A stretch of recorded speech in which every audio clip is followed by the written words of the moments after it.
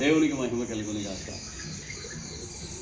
ఒకసారి యోహాను సువార్త 4వ అధ్యాయంలో సమరయ స్త్రీ ప్రభువైన యేసుక్రీస్తు వారి దగ్గరికి వెళ్ళి వాళ్ళిద్దరి మధ్య ఒక సంభాషణ జరుగుతూ ఉంటుంది.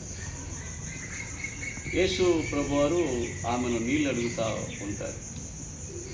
ఇక్కడ మనం గమనించేటప్పుడు అక్కడ ఒక బావి ఉంటుంది. ఆ బావి పేరు యాకోబు బావి అని చెప్తారు.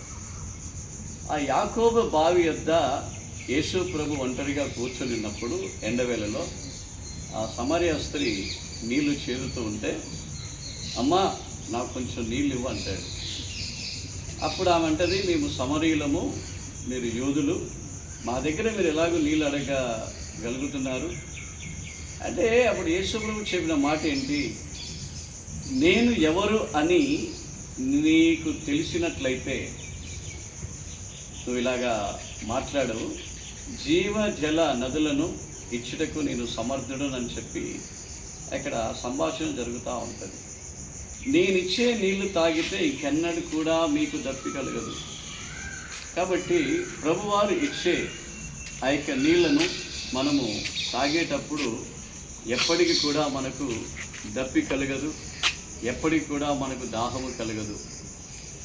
కాబట్టి గమనించండి, యేసు క్రీస్తు వారి దగ్గరికి దాహముతో మనం వచ్చినట్లయితే పరిశుద్ధ దేవుడు నీ యొక్క నా యొక్క దాహమును ఆయన తీరుస్తూ ఉన్నాడు.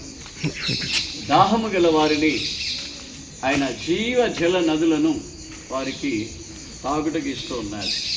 కాబట్టి మీరు గమనించండి, ఆ జీవ జల నది అయిన యేసుక్రీస్తు దగ్గరికి వచ్చిన సమరయ స్త్రీ తన గుట్టంతా చెప్పాడని చెప్పి ఆ జీవ జల నది దగ్గరికి సమార్యలో ఉన్న అనేక మందిని తీసుకొని వస్తుంది. నేను మెస్సియాను చూశాను,